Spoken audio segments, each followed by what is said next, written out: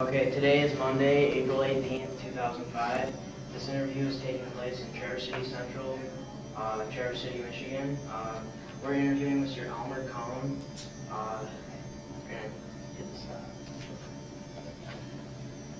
Mr. Kohn was born 5/16/1925. He lives at 776 Peaceful Valley Road. And I'm Dan Tomlin, this is Chris Burgess, and behind the camera we have Brandon Goff. Alright, let's get started.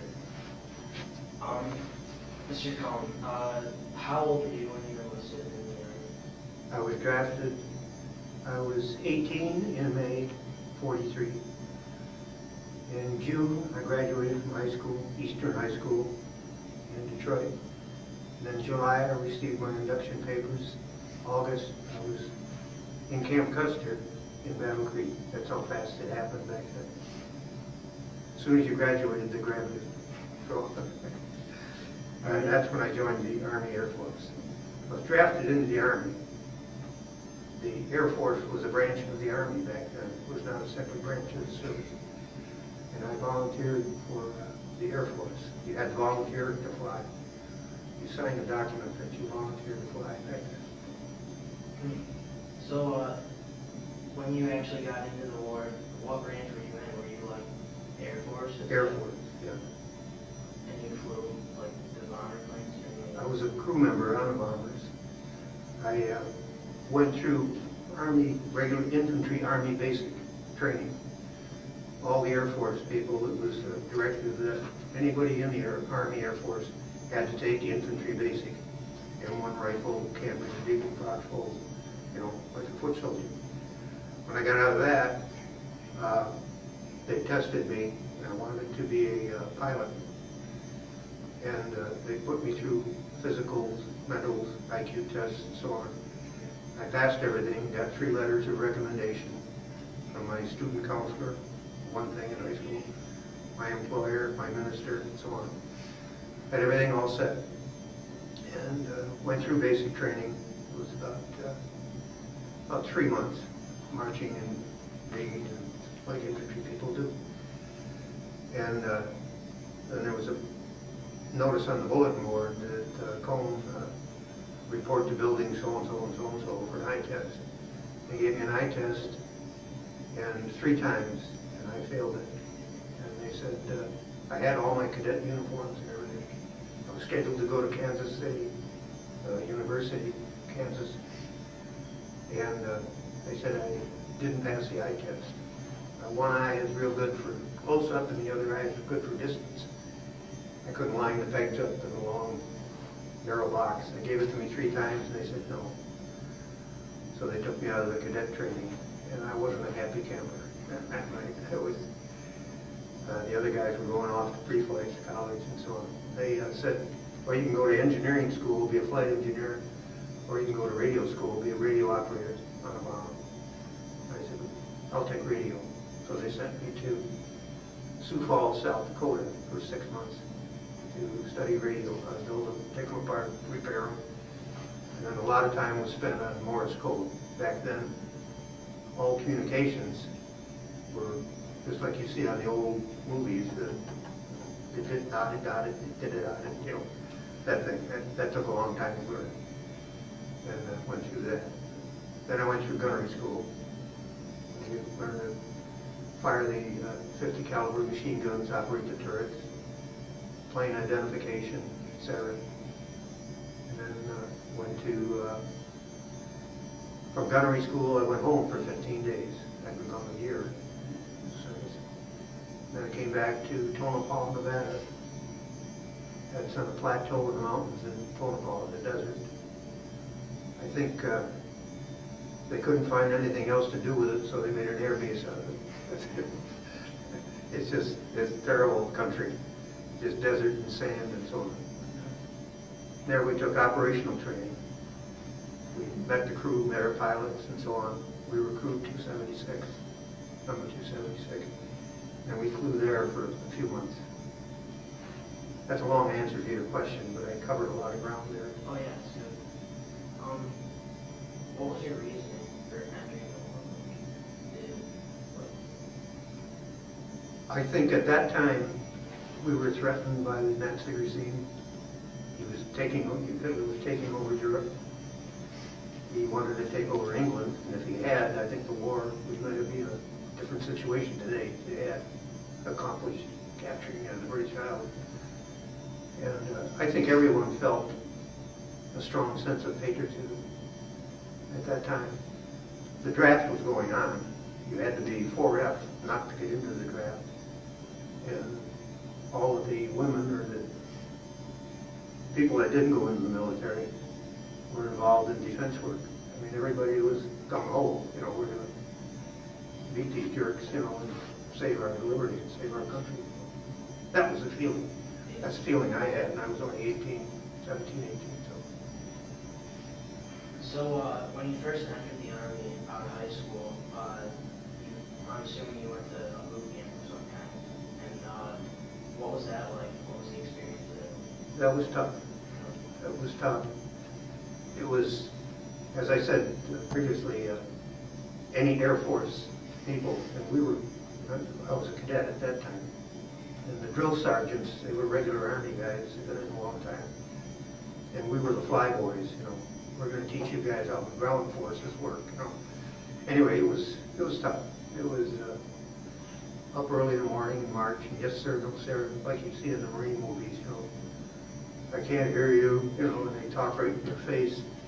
And I remember one time my top button, every button has to be a button when you're in the service. My top button, we rushed out, and you line up like 4 rows of corn, and it's dark and it's cold, and they go through the ranks. He came right up into my face, just as close as he could. He said, "Button that GG button." Much louder than that. I don't want to, you know. And you know, it makes you feel like that high, you know. But it's discipline. You do what they say, regardless if you want to or not. You do it, and that's the way they train you. So it's still going on, you know, that type of training. We went through Army, regular infantry, Army basic. And then I went on to radio school, which is a lot different, not as strict. We still marched to class, marched back, marched to chow, and so on. Yeah. So you had like a big sergeant guy that was going around, you know, giving you orders and stuff? Oh yeah. Oh yeah. One time, just for the record, we were upstairs. There were two-floor barracks, large barracks, and double bunks, you know, all the way along on both sides. And we were upstairs. And the upstairs guys, we came out a little bit too late. And the sergeant made everyone go back into the barracks and stand by your bunk at attention. And he said, when I blow this whistle, he said, in 1 minute I want to see 4 rows of corn out here in the street, you know, shouting like me. As I said, they make you feel real small. So one of the guys downstairs, and nobody admitted who did it, told, he locked the screen door. He put the hook on the top and the bottom. And when we came down those steps, they were quite high, they came down those steps, we tore the screen door right off the hinges, right on the porch, and then walked right over it and lined up in front. That's the truth. The first 2 guys hit that screen and everybody else hit them, and the screen door came right off the hinges. But we got out there. Yeah. All right. Well, when you first got into the Army, Right. What kind of got you involved into like the Air Force part? Like, I mean, I know you like decided you were gonna do radio and stuff, but did you have like some reasoning that you wanted to be in the Air Force? I think the thing, you know, the hip thing, or I guess, I don't know what you use now, your words, the thing was to be in the air, you know, that was the exciting part of it. And, you know, I was 18, I wanted to fly. I wanted to fly a P-51 fighter, that's what I wanted to do. And I wanted to fly. You made more money. You got flight pay, you got combat pay on top of your regular pay. So it was, I didn't want to be marching around in the mud. You know, those guys did a heck of a job. They had a tough time. But, or I didn't want to ride in the tank. I wanted to fly. That was a modern thing, or as I said, the hip thing to do at that time. You know. All the movies and so on were about the Air Force, you know. That's why. It was an ego trip, I guess. So, when you first entered the service, like, did you make a lot of new friends and stuff? Oh, yeah. I come from a big family, and I'm used to a lot of people. My mother had 13 children. 11 of us lived to adulthood. 2 boys died very early. And out of the 6 boys of the family, 5 of us served in the military. My brother Carl served in the tank destroyer unit. He was in the Battle of the Bulge. My older brother Harold was a propeller specialist at a fighter base in North Africa early in the war. He was strafed and bombed several times. My brother Alger went in the Army late. He worked at Warner Aircraft, so he got a couple deferments from the draft. He went in and he was in the Army of Occupation in Italy. And I went in the Air Force. My younger brother Don, he was too young for World War II. He joined the Marines in the Korean conflict. So 5 of us in the family. So I'm used to a lot of people around, you know, borrowing shirts, you know. We have 1 bathroom in our house in Van Dyke. You can imagine on Saturday nights how busy that was. And arguing and fighting. We fought amongst each other and argued. But if some outsider stepped in, you got the wrath of all of us. So that's a family. That's the way we were in the service. Our crew members, I call it, you've seen the movie The Band of Brothers? The TV show? Yeah, Band of Brothers. Well, that's the way we were. We were close on our crew. And in the service, in the military, in infantry, basic training, the guys in the barracks, we all got to know one another. You sleep together, you eat together, you march together. So you form a bond, you know, with each other. Did that answer your question? Yeah. Am I answering these too long? Or No. Okay. Old guys like to talk. So. That's good. Okay. We want to hear your story. Good. Okay. Yeah, basic training was, you got to know a lot of people. I remember a couple guys, because everything happened so fast. Basic training was only about 3 months. And then we all split up from there. You know, went separately. All right. Well, when you actually were in your camp and like when you were out in the war fighting, did you have like? And I know she told us about how you had a lot of family back home where you were worried about them all the time. Yes, I was worried. Actually, we didn't have anything. I grew up in depression, you know, a large family. We didn't have anything. The two major things that we worried about when I was a little kid was food and fuel. That's it. How we could get some stuff to keep warm in the house, and how we could get some food. You know. I worried about, well, my brothers.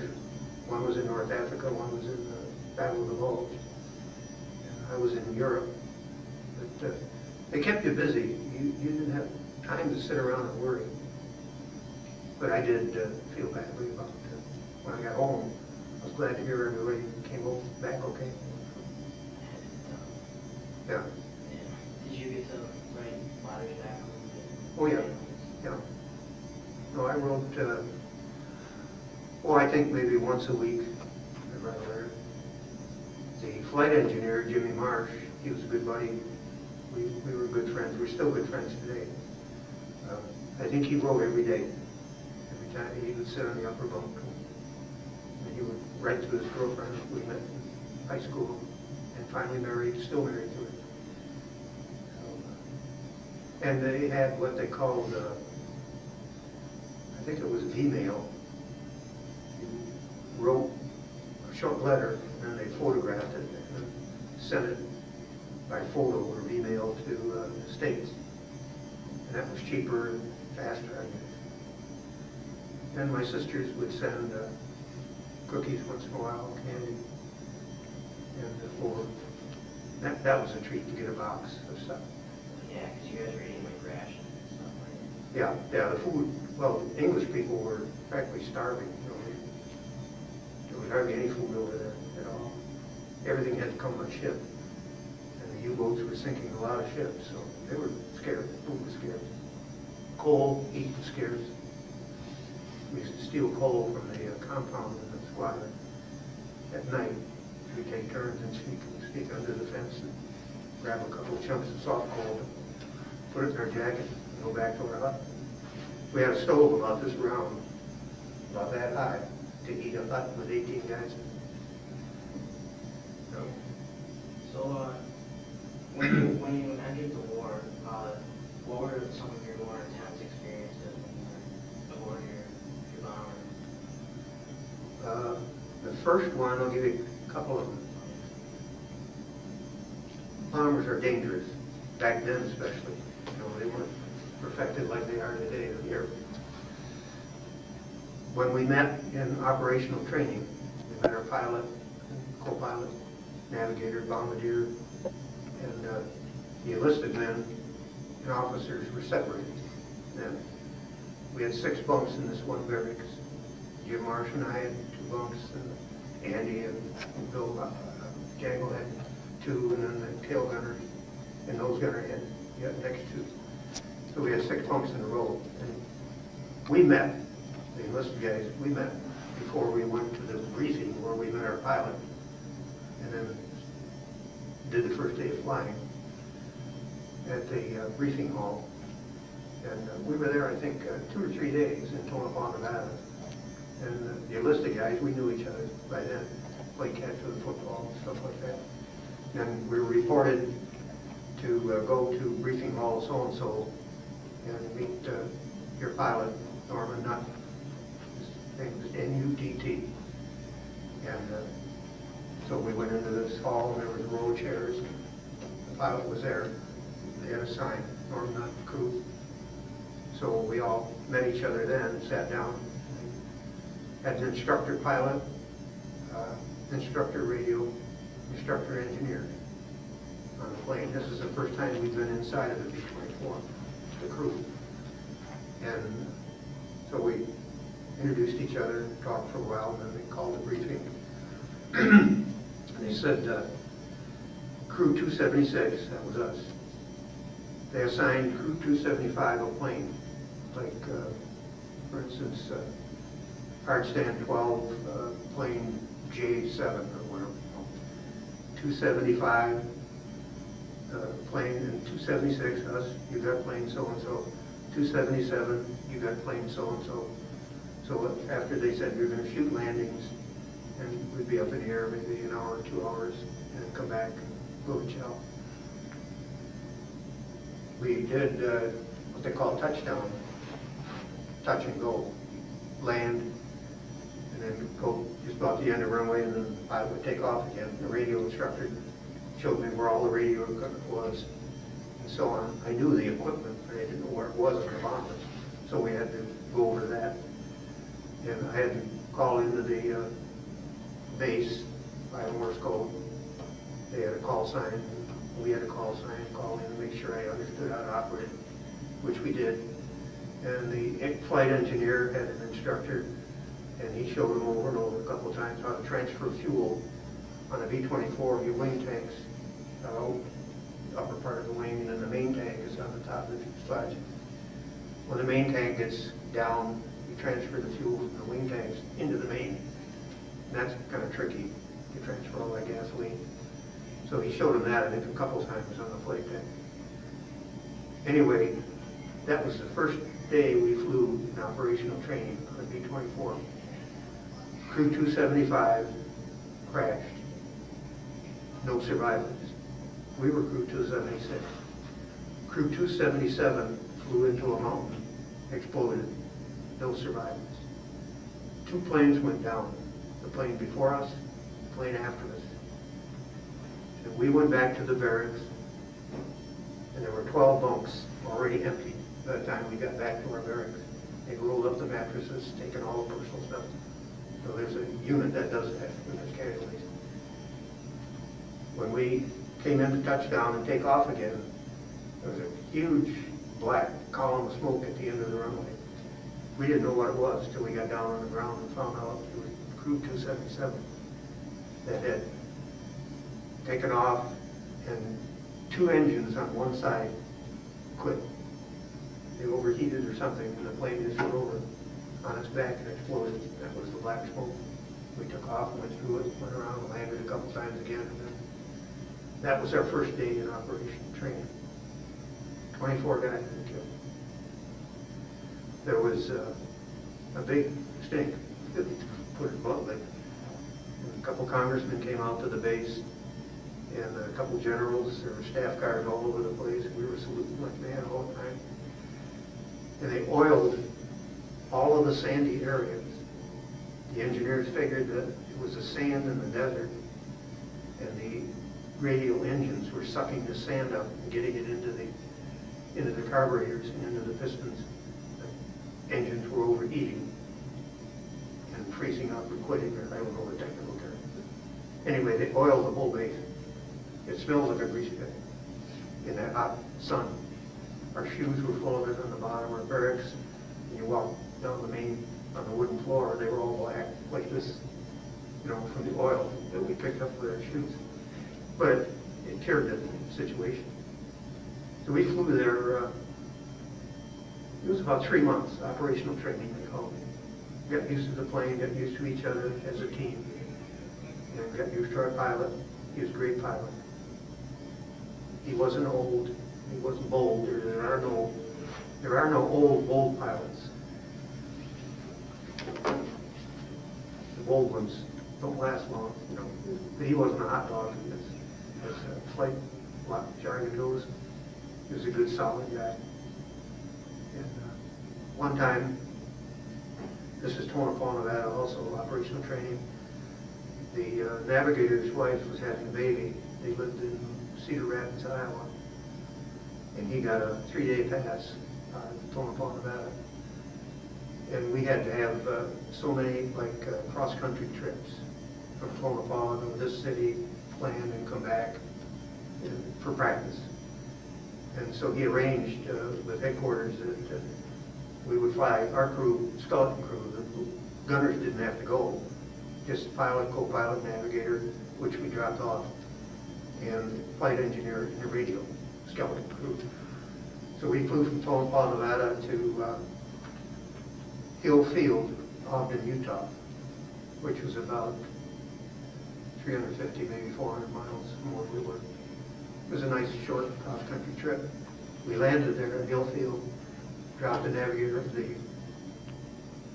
off, Jack Kessler, and we stayed in the plane. He just waved to us. He went off, watched us taxi around. We took off down the end of the runway, then took off. You always take off against the wind. We took off, and I was setting the trailing antenna out. There's a long, about a 3-pound ball on a wire, about maybe 50 yards of wire that the radio up there you can touch release, and the ball goes out behind the plane. Then you've got a nice long wire antenna to transmit and receive from. And I had instructions to contact the base, give them information, our ETA and our gallons of gas and so on. Just practice. And the base would call back to me when we were in the air and so on. Anyway, I was leaving out this trailing antenna, and Jim Marsh, the engineer, tapped me on the shoulder, and he pointed to the window in the flight deck. I looked out. Number 1 engine had about 12 feet of flames pouring up the back and smoke. And so Norm, obviously he knew it right away. The waste gunners at the number 1 engine had burned. There's flames coming out of it, and it was really pouring out of it. So we had just taken off. We were maybe a few hundred feet in the air. So Norm banked into the good engines, not the bad ones. He'd flip right over. Banked into the good ones, went right over Ogden, Utah, which is a town there. And there was a row of storage units and a fence on the edge of the field. We just cleared that. That's where my trailing antenna got torn off because I didn't have time to get it back in. And he landed on an angle like that, bent the right landing gear and a nose wheel, and I guess he damaged the prop on number 4 engine, which would be the lowest. And then he went onto the runway and it goes to a stop. he cut off everything on that #1 engine that was in flames. So it was just smoldering when we got back. The fire trucks were there already when we stopped. And they sprayed something on it, like a foam or something. It had stopped burning. And we were there, I think we stayed overnight, one night or 2 nights. And they sent another plane from Tonopah to pick us up. We couldn't fly that one. The landing gear wouldn't go up. It was all bent. So that was in operational training. First day we lost 2 crews. Then we went to Ogden, Utah. Darn, we lost our own plane. They were dangerous. That answer your question? That had to be really... Oh, we had a good pilot. No, like, I mean, when you first got on the plane and then you find out that the 2 planes that were right by you, like just... That was tough to take when we got back to the barracks and see all those empty bunks, all the clothes were gone. And I just talked to the guy next to me that night before we went to briefing. Nice young guy. And we said, "Hi, where are you from?" "Michigan." "Oh, Detroit." "Oh, yeah, well, I'm from, I don't know where he was from, Nebraska or something." You always exchange, "Where are you from?" "Where are you going?" "Got a girlfriend?" And so on. Nice guy. But it happens that fast. Ooh. Anyway. All right. Well, when you were in Europe, like flying over Europe and stuff, how did you end up getting there first time? Like, what kind of got you over into the war? Like, did you get ordered over there just all of a sudden? Yeah, as soon as you finish operational training in Tonopah, Nevada, they said we would ship out. They start issuing us new clothes. And we were in Tonopah, Nevada, in the desert. They issued us what they call ODs, olive drab wool pants, long underwear, long overcoats. They have those real long wool overcoats then, dark brown. And 2 sets of long underwear, heavy wool, a wool sweater. And we were in Tonopah, Nevada. The rumors spread around right away, we're going to the Aleutian Islands. Because they had B-24s in the Aleutians. Those are the islands that come off of Alaska, up in the Bering Sea. We thought, sure, well, they're giving us all this warm clothing and heavy overcoats, we're going to the Aleutians. So they said, tomorrow morning, $800 or whatever, truck will pick you up, we'll go to the rail yard and get on the train. We got on the train and we asked the guys on the train, "Where are you going? Where's this train going?" They wouldn't say anything. It was at night. So we figured out we're going west, out of Tonopah, Nevada. We're heading for the coast, Frisco or something. We did find out we were going to Hamilton Field, San Francisco. We figured, sure enough, we're going up to the Aleutians with all this warm clothing. And we were there, I think, overnight. The next morning, early in the morning, we got on a troop train, which are, you've never seen them, they're like a box car with bumps, 3 bumps on each side. And they have square wheels. I think that's what the guy used to say. They were terrible riding, just to hold people. Anyway, we got on that in the morning. I said, "Well, why are we getting on this troop train?" They sent us from San Francisco all the way across to Boston, all the way across the states. It took about 4 days on that troop train. We wound up in Boston and then went over to England on a troop ship. It was the USS Mount Vernon, converted. It was a luxury liner, converted to a troop ship. And then we went on that. We were on that. It was about 4 or 5 days across the Atlantic. We landed in Liverpool, England, and then went from there to our base. That's how we got overseas. All right, well, when you got to Britain, I guess, and you started fighting in the war, what were some of your intense experiences actually in the war? There were several. I think the first touch of reality came obviously on the first mission. It was to Magdeburg, Germany, which is in the northern part of Germany, west of Berlin, an industrial area. It's a good-sized city. And there was a oil refinery just outside of Magdeburg. And our mission was to go there, the briefing. They have a screen like that behind you there, and they have dark shade pulled down, and you go into the briefing in the morning. They pull the shade up, and you can see that the guy takes the marker and points to it. And everybody in the briefing room, anytime you go to a big city, you know you're going to get shot at. You know. Anyway, Magdeburg was well protected. And the first time we approached the target, we could see in the distance black puffs of flak, ack-ack. I don't know if you're familiar with it, you've seen it in movies. They send a shell up, an 88mm shell, or they'll send 4 up at a time, and then they all explode, and they leave a black residue of smoke puffs. And the first time I looked out the windshield and saw that, you get just an empty feeling in your stomach, you know. How can they miss us? You know, we're up here, there's no protection, you get a thin layer of aluminum around you, and there's all this stuff flying around, jagged metal, but and you can't deviate. You stay in formation and you stay at the same elevation until the bombs are away, and then the whole group pulls off, you know, which is a good feeling. But it was a reality that someone down there wants to kill you.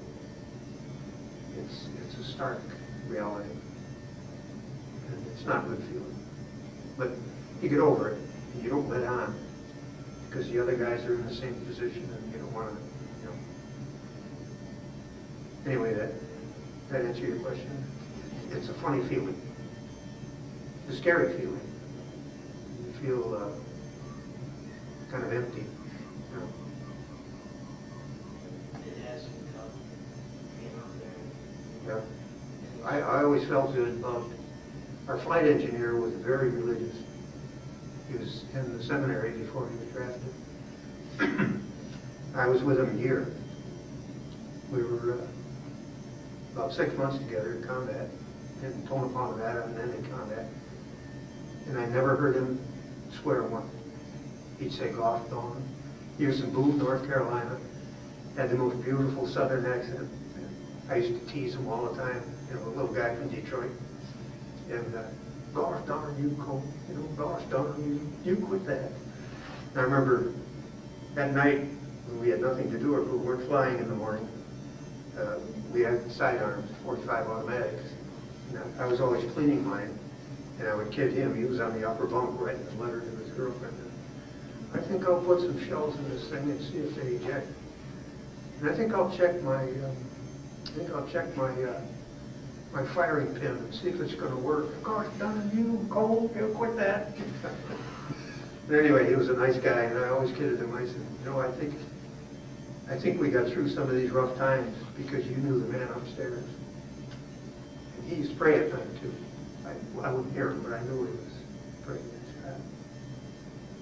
We'd all say a prayer under our breath from time to time. That's true.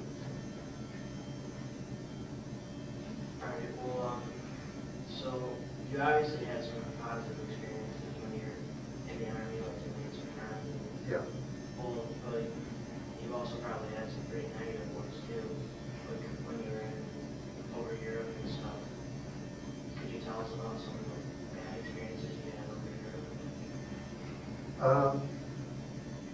You know, like a bad mission, we got hit. Yeah. Yeah, a couple times. We were over. We were bombing marshalling yards in Schaffenburg. I think I got a schedule here.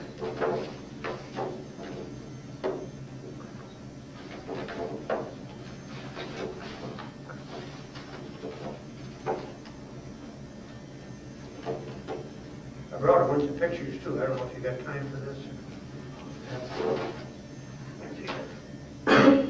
Oh, here's the record of sorties. They call them sorties. Schaffenburg was number 7. It was the 25th of February, 1945.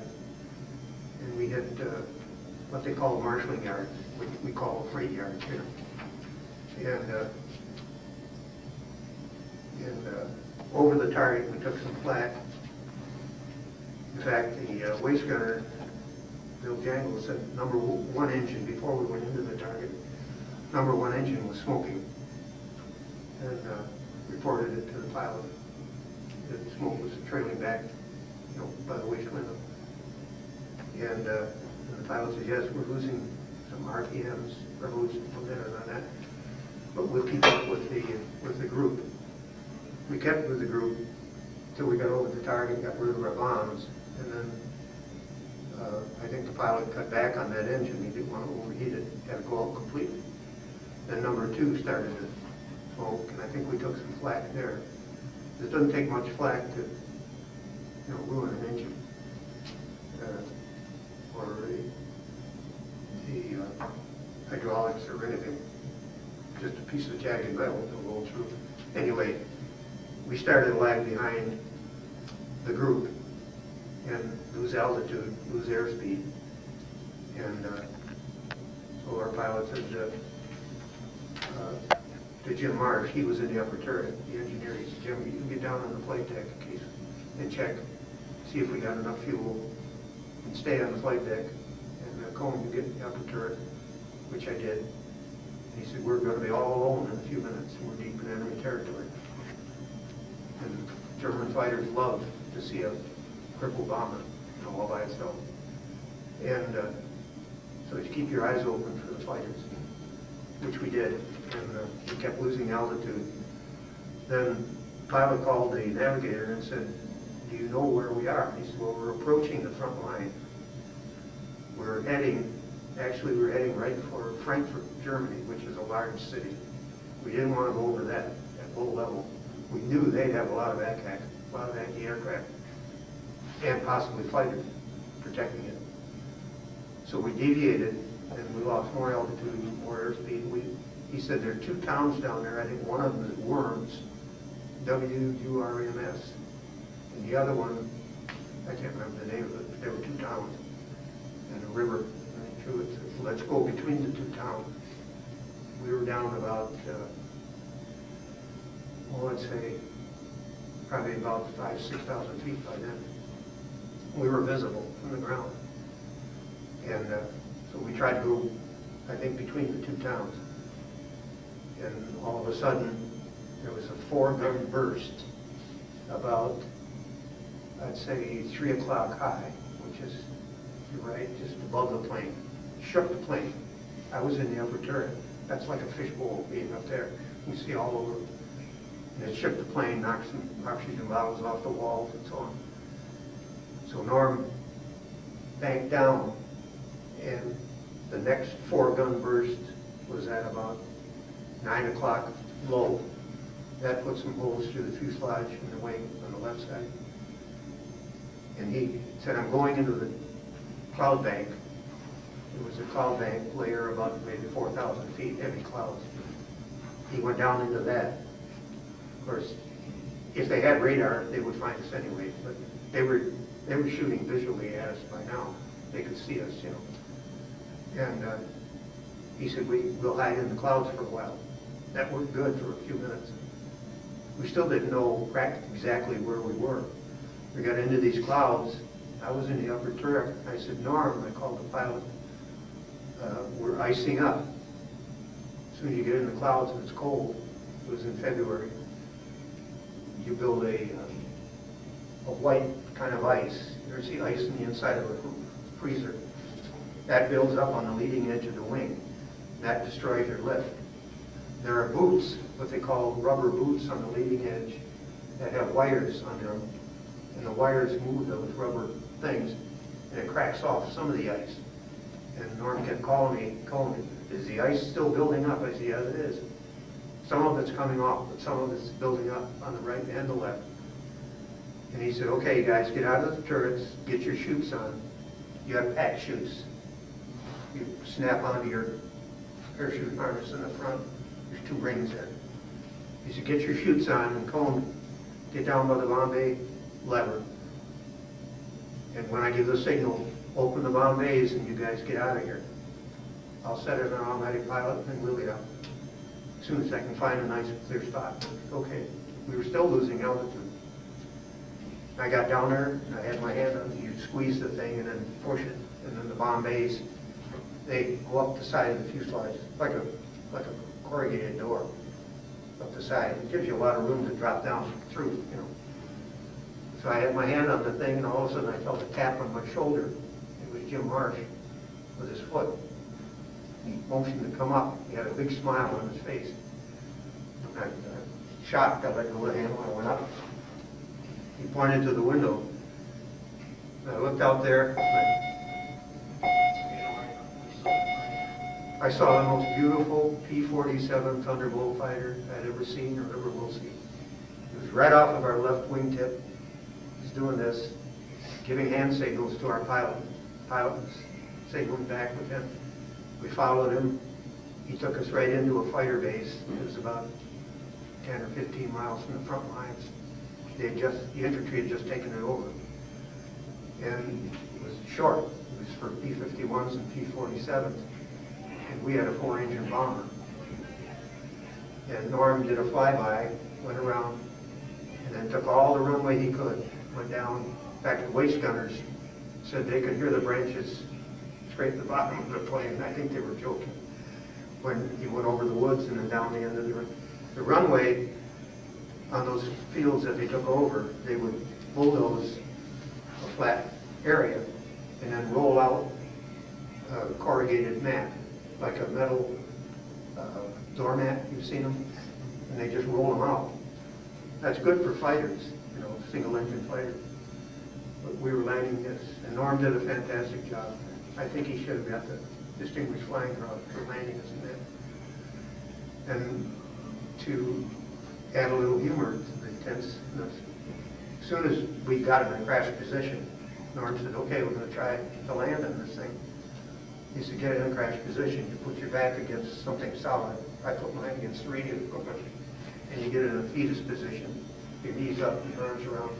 The guys in the waist did the same thing. They put your back against the wall and huddle up, you know, in case you flip over or crash or something. But as soon as we touched down, Jim and I, the engineer and I got up. We could stand between the pilot and co-pilot and look out the windshield. And we were wondering if we were going to be able to stop now. You know, we landed on this thing, and we were still rolling pretty hard. And at the end of the runway, there was a little fence, and there was a ditch. And as we were rolling, we saw two civilians, men. They were digging. You could see them digging there. And they must have looked up and heard us. And they saw this plane. They'd never seen one that big before, coming right at them. And they threw their shovels, and they went out of that ditch, and they ran down the road about 20 yards before they stopped and turned back. We had stopped then. But all four of us, pilot, co-pilot, engineer, and I, we started laughing. And it broke the tension. You know, we were on the ground. But these guys, their hats came off, their shovels came off, and they tore down that road. And then finally they came walking back after we'd stopped and turned moving. Took the whole runway. And Norm had the brakes on hard. We were there 2 nights in a little town called Ath, A-T-H, Belgium. And we were about 10 miles from the front lines. The fighters, they were going in and out. As soon as we taxied off the runway, they were busy. They were going after tanks and trains and convoys and so on. We could hear them talking. Then we went up to the radio tower, which was, radio tower there on that base was a semi-trailer. It had antennas on it, because they'd just taken it over shortly before that. And we stayed there 2 nights and slept in an attic on cots and blankets. And we visited with, there was a tank unit, about 4 tanks, a couple half-tracks and trucks, and they were bivouacked on the woods just outside of the airstrip to protect it. And they were having coffee one morning. They were having coffee one morning, and it's kind of funny. Say, you fly boys, would you come in on that bomber? I said, yeah. You want a hot cup of coffee and a hot cup of Joe? Sure. And then one sergeant, mud all the way up to his knees, tank guys, infantry, had about 2 weeks growth of beard, cigar stuffed in his mouth. Yeah, here, have a canteen cup of coffee. So we sat down and boy, you guys have it rough, on the ground like this, cold and dirty, you sleep in tents. And, we sleep in our tanks once in a while, or the half track, He said, what do you mean we got it rough? You fly boys got your ass shot off. We didn't. The plane had a lot of holes in it. They fixed it up, gave us some gas, and 2 mornings later, we were down the end of the runway, and Norm says, I'm going to try to take this thing off. And so we took all the runway he could. And I remember Marsh and I were standing between him, he and the co-pilot, and he had those throttles as far forward as he could with his feet on the brakes, both pilot and co-pilot. And that thing just stood there and shook like that. The whole thing just shook. And he let up on the brakes. And we just kind of zoomed down the runway, and then we lifted off and put the wheels up. The tank guys were waving, some of the firefighters. We went headed back in. They went to headquarters for debriefing. They took our names off the MIA list because we were missing in action, and stopped the telegram and so on. And went back to our hut. That was a rough mission. Sorry about the bells. There's just this cool thing go off. Oh. Am I talking too much? Okay. It's really nice. All right. Well,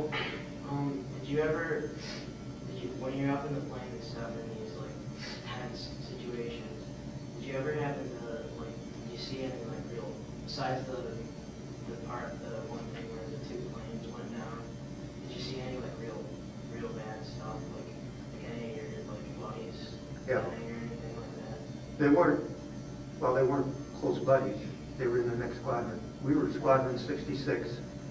There were 66, 67, 68, and then the squadron was assigned to our group 44, the 456. They came from another group to join our group. This was over here In England, yeah. Well, anyway, we were in Squadron 66, and I think it was Squadron 68. The groups are set up. You got the lead squadron here. You might have the lead plane, and a plane on the left, plane on the right, and then there's 3 planes high right here. One in front, one on the left, one on the right, and the low left, there's 3 planes, and then what they call tail gun, Charlie. The 3 planes in the back. It'd be 3, 3, 3, 3. That would be a squadron. And I think on that mission, if I remember right, we were on the low left. I think we were deputy lead on the low left. And one of the planes in the next squadron, they were a little above us, and to our right, got a direct hit, which we still had our bombs. And the shell hit the plane, and hit the bombs, and hit the gas. And when I looked out the little window, Jim Marsh could see it better. He was in the upper turret at that time, and I had a little window next to the radio thing. When I looked out, all I could see was a piece of wingtip about as big as this table flying down. The whole plane just scattered. That gives you an empty fuel. I didn't know the guys on the plane, but there were no survivors, obviously. And it damaged a couple other planes near the explosion, And I think they dropped back out of the formation. And I think they got back already. And then one time, on Scary Things, Jim Marsh and I, we were together a lot, liked each other. And we still talk to each other on the phone. We were coming back from Chow. We didn't fly that day. We were coming back from Chow. We all had bicycles. those old English bicycles, skinny tires, brakes on the handle. Anyway, we were coming back, and he said, "Hey, the plane's coming back. That sounds bad. They shouldn't be coming back yet." There was a single plane in a pattern coming around. He said, "Let's go. Let's see her land." I said, "Okay." So we went to the end of the runway, and when they built the airfield, shipped them airbase, they pushed all the debris and stumps and logs and stuff down in this kind of ravine. There was a big shallow, and then the runway started here. Down in here, there's a bunch of junk.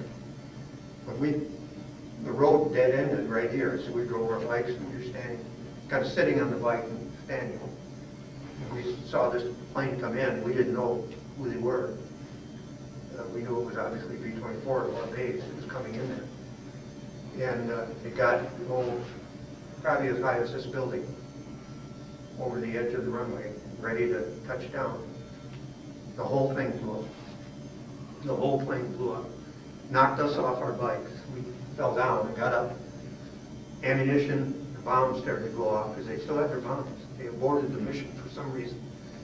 Jim Marsh thought it was probably a gas leak, and they aborted and came back to the base. They didn't want to go all the way over to the target.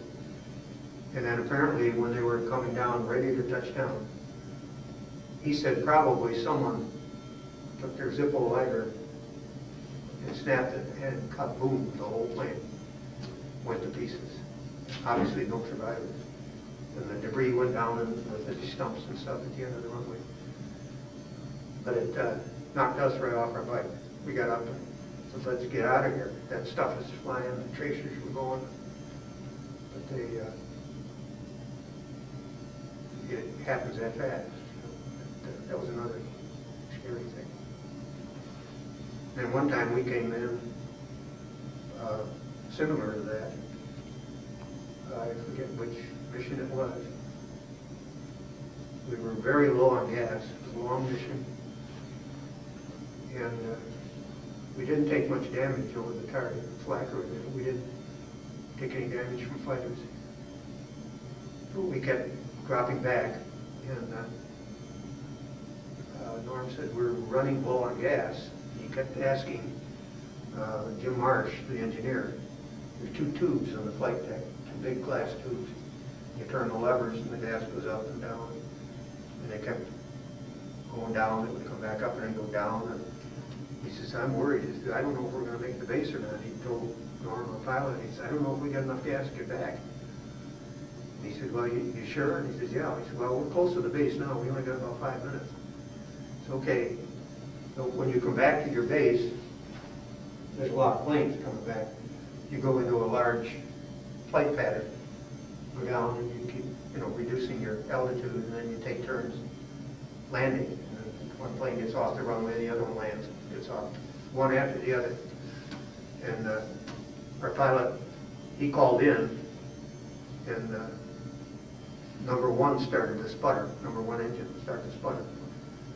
And he called the tower, and he said, "I'm coming in, I'm breaking the pattern." And he banked it in, dropped the wheels, and banked it in. Number one quit just before we touched down. The left landing gear didn't come down. The right landing gear, I think, came down partially. And we came in on our belly and skidded along toward the bomb bay doors off. And when it stopped skidding, we opened the top hatch and got out of there as fast as we could. Because they exploded, when all those sparks and empty fuel tanks. And about the time we got out, I ran down the wing, and Jim Marsh and I, the ambulance, the fire trucks were coming out already. The chaplain was there already. And we ran right on by him. We wanted to get away from there as fast as we could. And Jim Marsh said later, he says, Lordy, Kohn, you sure can run fast." And I said, "I was getting out of there, boy. I didn't want to be near that thing when she exploded." And luckily, obviously, it didn't explode. But, they took pictures of it, and the squadron commander called the pilot, co-pilot, and the engineer, called them on the carpet and said, "There better not be any gas in those tanks. You guys cut the pattern and endangered the other planes, endangered yourself and destroyed that plane, you know. But they checked, there wasn't any gas. We were just that close to running out of gas. And again, we would have flipped. You know, both engines on one side go out, they flip. So Norm did the right thing. He drove that thing in whether the gear were down or not. We got out of that. Yeah. Well, when you, again, in Europe, I know you were up in an airplane, so it was kind of hard to see, but did you ever encounter any enemies, like Germans or anything, like whether at camp or up in the airplane? Did you ever get a chance to like, see any of them, or was it mostly just... We, after the war ended in Europe, they had what they called trolley missions. We took only these 6 or 7, maybe 5 or 6 ground crew guys from the PX, parachute shop, armament, mess hall, took them up and showed them the damage. The war was over. We went in low level, like 2,000-3,000 feet, banked around, showed them the damage that the artillery and we did to the German cities. And they were quite in awe. And at times, you pass over prisoner of war camps, and there were just big fences and narrow barracks. They would wave because they knew we were American, you know, see the stars on the wing and so on. But we were low, real low. In fact, one plane ahead of us, he was a hot dog pilot with 2 big smokestacks, big ones. And he did this and went through them like that. And Norm says, that guy he can be court-martialed for that. He's endangering all the people on that plane, you know. So that's the only close-up that we saw of you know, Germans. They didn't like the Air Force. That's why we didn't want to bail out over German territory when we were ready to bail out that day. Because the civilians would kill you. I'm not sure I blame them on. We destroyed their homes, their factories, their schools, everything. And total destruction. The war, but it was their fault. That's as close as I got to, you know, seeing people on the streets and so on in Germany. All right. Well, when you're up in the plane and stuff, and you told us you were a radio operator. Yeah. What kind of stuff did you actually do with the radio, like as you were up in the air? Like, what was your goal? Mostly, I listened on the band to the base, the shortwave, Morse code. There was very little transmission on my part from the planes. I think probably the lead ship, command pilot, and the deputy lead, they might have radioed back to the base, etc. We may abort the mission, we may go to the alternate target, etc. by Morse code. You know, it was a bomber code, but it was did it, dot it, you know, this kind of thing. But there was usually radio silence. You didn't use the radio much. When we flew home, we flew our plane, Glory B. We flew her home with 10 ground crew passengers.